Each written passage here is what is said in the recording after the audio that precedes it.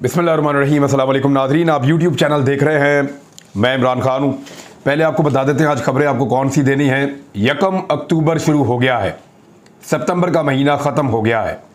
बहुत सारे लोग दावे कर रहे थे सितंबर में ये हो जाएगा, इमरान खान नाअहल हो जाएंगे, लेकिन सितंबर में इमरान खान तो नाअहल नहीं हुए, लेकिन इसहाक डार वापस आ गए। मरीम नवाज़ का बाइज़्ज़त बरी हो जाना, नवाज शरीफ की वापसी की कोशिशें करना और ये महीना इम्पोर्टेड हुकूमत का गुजार देना, ये बड़ी आम चीज़ें हैं। लेकिन किसानों का एक एहतजाज भी इस्लामाबाद में बैठा हुआ है, मैं इसके बारे में आपको बताऊंगा। इमरान खान एडवर्ड कॉलेज में गए, वहाँ खैबर पख्तूनख्वा में, उसके बारे में आपको बताऊंगा। और अब आज जब मैं आपसे बात कर रहा हूँ 1 अक्टूबर को, तो इमरान खान साहब एक हफ्ते के अंदर अंदर एक अनाउंसमेंट करने वाले हैं, एक बड़ी अनाउंसमेंट, और 6 दिन बाकी हैं, वो भी आपको बताते हैं।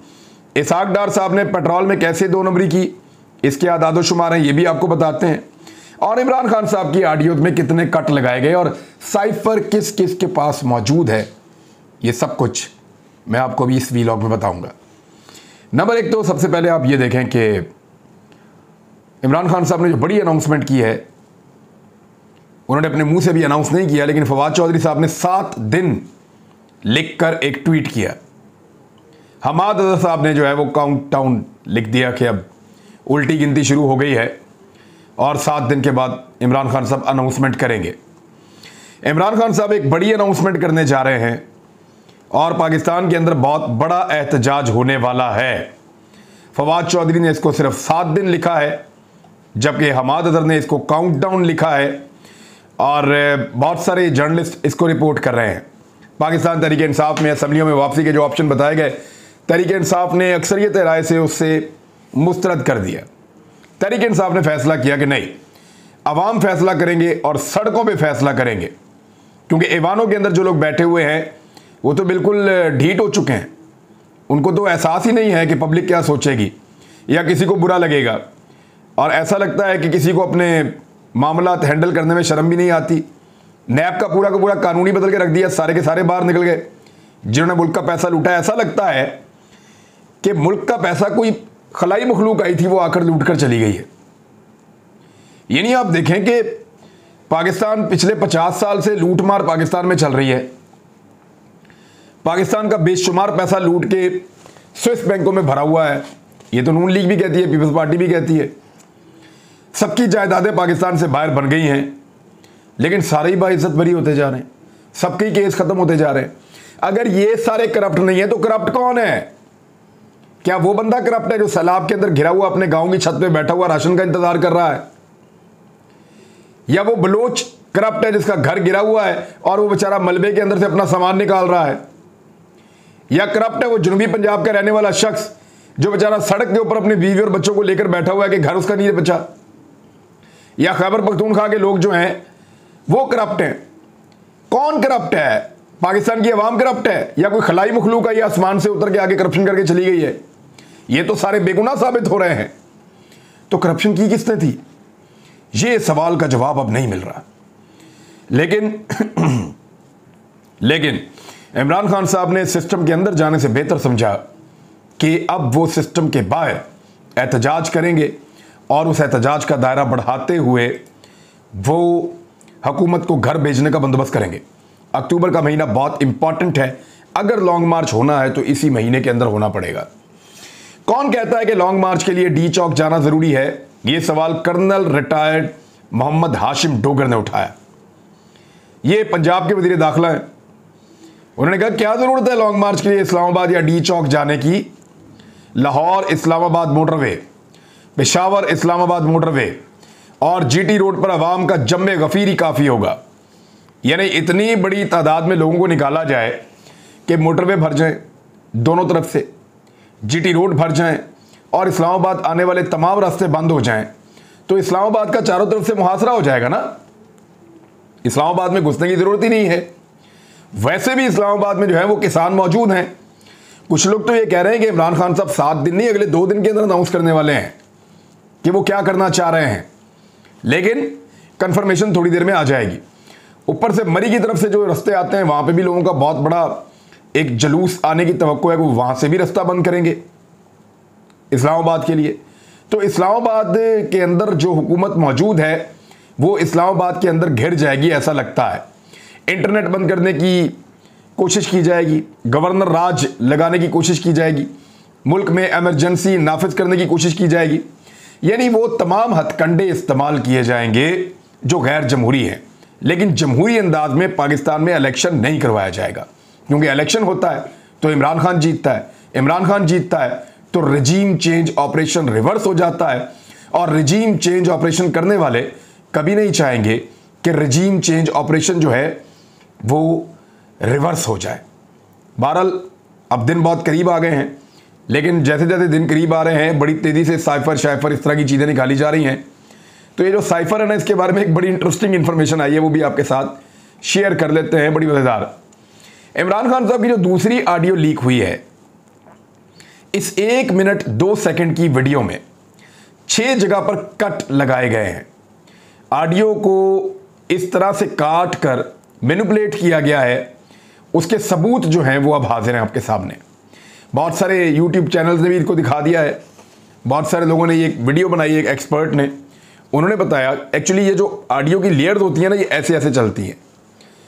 जहाँ पे आप कट लगाते हैं ना, क्योंकि मैं प्रोडक्शन का आदमी हूँ, मैंने इसको देखा है, तो वहाँ पे अगर आपको मैनेज ना करना आता हो, आप सिर्फ ऊपर से विजुअल्स को मैनेज कर लेते हैं, और जब आप उसके ऊपर कट लगाते हैं नीचे से ऑडियो पे, तो वो ऑडियो एक लम्हे के लिए, बहुत थोड़े से टाइम के लिए बिल्कुल डेड होकर वापस ऊपर आती है। वो थोड़ा सा टाइम अगर आप डिटेक्ट कर लें तो आपको पता चल जाता है कि इस ऑडियो के अंदर कट लगा हुआ है। कोई अच्छा एडिटर हो, कोई एक्सपर्ट आदमी हो, तो वो इन कट्स को मैनेज कर सकता है, लेकिन शायद इंपोर्टेड हुकूमत के पास कोई ऐसे एक्सपर्ट्स मौजूद नहीं है, तो वो कट्स मैनेज नहीं हुए।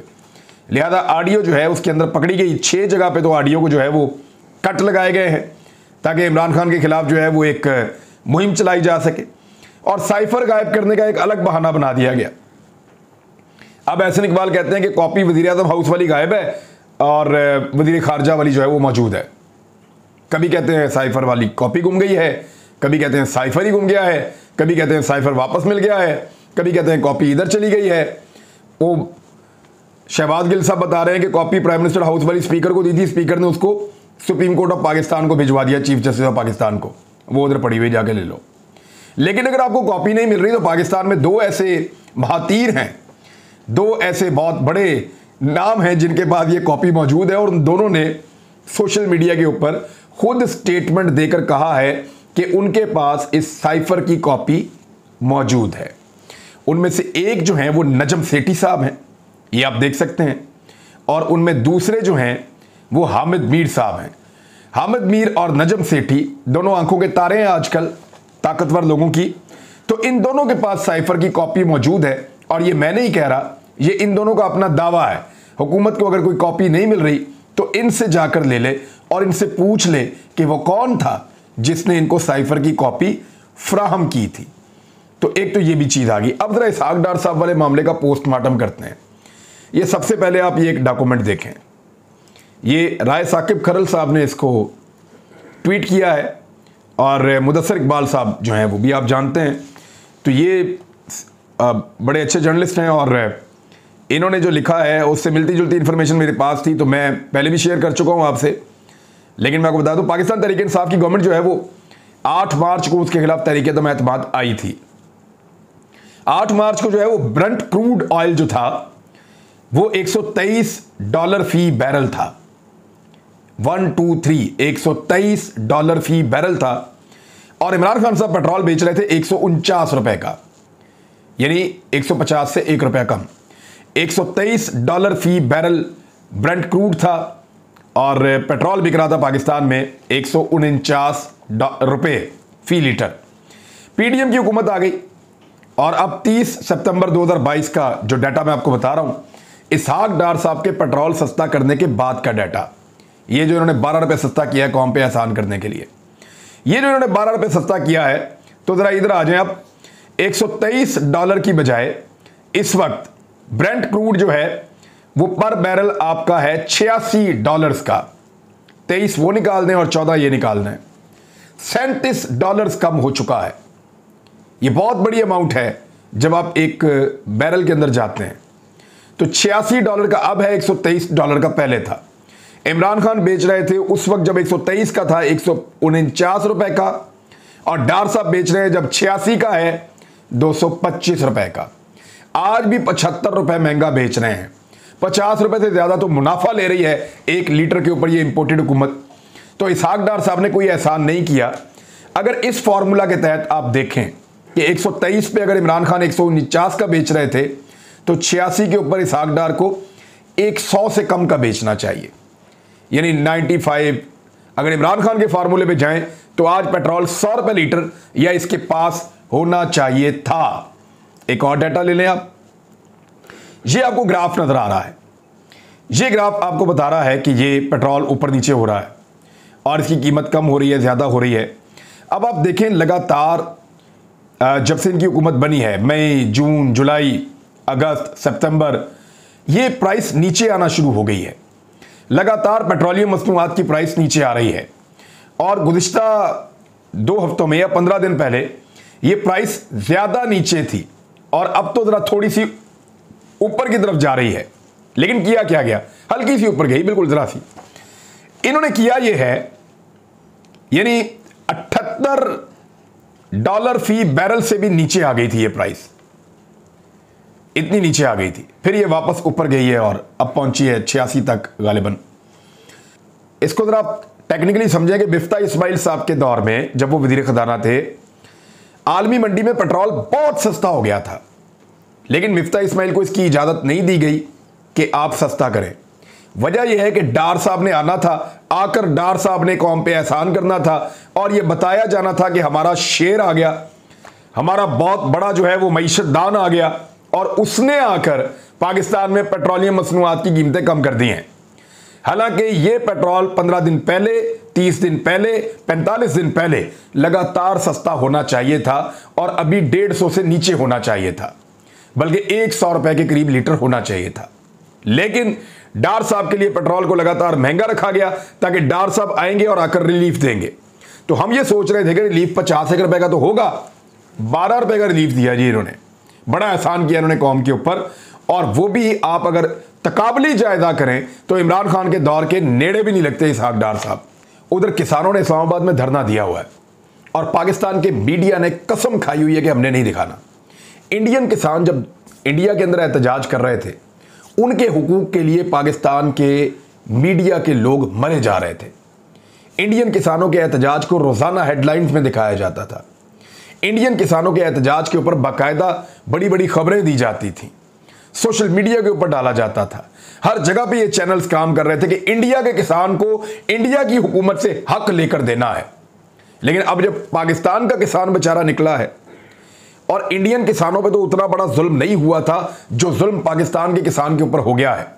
इमरान खान साहब के दौर के अंदर इन किसानों पर 5% बोझ पड़ा था आज के मुकाबले में। अगर आज 100% बोझ पड़ा है तो इमरान खान के दौर में 5% बोझ पड़ा था। तो उस वक्त पाकिस्तान का मीडिया ऐसे, और मैंने बहुत सारे प्रोग्राम किए थे किसानों के हक में। पाकिस्तान के अंदर मैं चैलेंज करता हूं कि इमरान खान के दौरे हुकूमत में किसानों के हक में मेरे से ज्यादा प्रोग्राम किसी और टीवी चैनल के एंकर ने नहीं किए। मैं हर महीने प्रोग्राम करता था, हर महीने में 2 मरतबा प्रोग्राम करता था, अक्सर किसानों के नुमाइंदों को बुलाकर प्रोग्राम करता था और बार बार करता था। इसका रिकॉर्ड मौजूद है, आप जाकर देख सकते हैं और किसान आपको इसकी गवाही देंगे। तो मैं इमरान खान साहब के दौर के अंदर मैं भी आवाज उठाता था, बाकी मीडिया भी आवाज उठाता था और किसानों की बहुत बात होती थी। अब किसान बेचारे इस्लामाबाद में बैठे हुए हैं, धरने को उनके 3 दिन हो गए, 4था दिन शुरू हो गया है, कोई मीडिया दिखाने को तैयार ही नहीं है। यानी इंपोर्टेड हुकूमत ने ऐसा मीडिया को इश्तिहारों का शिकंजा डाला है कि मीडिया अपनी क्रेडिबिलिटी ज़ाया कर गया। किसानों की नज़र में भी अपनी इज्जत खत्म कर ली मीडिया ने, उनको दिखाया नहीं। वो बेचारे कहां से चल के दूर दूर से अपना हक मांगने के लिए वो इस्लामाबाद पहुंचे हैं। बजाय उनको उनका हक देने के उनको खौफजदा किया जा रहा है कि आपकी कवरेज नहीं हो रही, पुलिस किसी भी दिन आपको फैंटी लगा के यहां से निकाल देगी। वो बार बार डी चौक की तरफ जाना चाहते हैं, एहतजाज लेकर पुलिस की नफरी आकर उनको रोक देती है। अभी किसान इत्तेहाद के जो सरबराह है उन्होंने ये भी इल्ज़ाम लगाया कि जो उनकी खाने पीने की तरसील है, यानी जो चीज़ें वो खाते हैं उसको बंद करने के लिए कंटेनर्स लगाए गए हैं पुलिस की जानिब से और उनका खाना पीना रोका जा रहा है। कितना जुल्म और ज्यादती है। मेरे ख्याल में इस्लामाबाद के शहरियों को ये लोग पूरे पाकिस्तान को खिलाते हैं, याद रखिएगा। इन किसानों की मेहमान नवाजी करनी चाहिए, इन किसानों के लिए खाना लेकर जाना चाहिए, इन किसानों के लिए पानी लेकर जाना चाहिए, इन किसानों का ख्याल रखना चाहिए।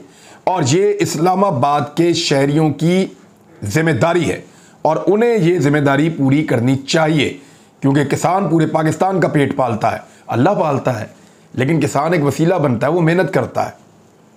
तो आप इन किसानों का ख्याल नहीं रखेंगे तो ये क्या यादें लेकर वापस जाएंगे इस्लामाबाद से। दूसरा, वज़ीर आज़म से मिलने से इनकार कर दिया किसानों ने। उन्होंने कहा जी हम नहीं मिलते इस्लामाबाद में। उन्होंने कहा वज़ीर आज़म से नहीं मिलते। खालिद बाट साहब ने कहा वज़ीर आज़म से हमारी मुलाकात एक पुल के इफ्तिताह पर कराई जा रही थी, हम इतने के गुजरे नहीं हैं कि उनसे राह चलते में मुज़ाकरात कर लें या मुलाकात कर लें। आपको याद है जब किसानों ने इमरान खान साहब से मिलना था तो बाद में किसानों ने रो रो के बयानात दिए थे कि यार हमें किसी वज़ीर आज़म ने पाकिस्तान में इतनी इज्जत नहीं दी। वज़ीर आज़म हाउस के अंदर बुलाया, बिठाया, हमारी बात सुनी, अपनी बात बताई, हमारी बातें तस्लीम की और फिर इम्प्लीमेंट भी करवाया। किसान रो पड़े थे इंटरव्यूज देते हुए और इमरान खान से बात करते हुए। लेकिन शहबाज शरीफ एक ऐसे वज़ीर आज़म है, किसान 3 दिन से बैठे हुए, वहां पे चौथा दिन हो गया, मिलने के लिए तैयार नहीं है। कहते हैं मैं पुल का इफ्तिताह करने जा रहा हूं और वहां खड़े खड़े मेरे साथ बात कर लो। उन्होंने कहा अगर वज़ीर आज़म हाउस में मुलाकात के लिए बुलाया गया इज्जत से तो वहां ज़रूर जाएंगे, लेकिन इस तरह सरे राह हम उनसे नहीं मिलेंगे। इमरान खान साहब ने पेशावर के एडवर्ड कॉलेज में तलबा से खिताब किया, बड़ा सख्त खिताब था और कल के इस खिताब में उन्होंने बड़े खुल के बातें की हैं, तो लगता है कि वो बहुत फ्रंट फुट पे आने वाले हैं। रिपोर्ट करेंगे आपको बाकी चीज़ें। अब तक के लिए इतने, अपना ख्याल रखिएगा, अपने इस चैनल का भी। अल्लाह हाफ़िज़।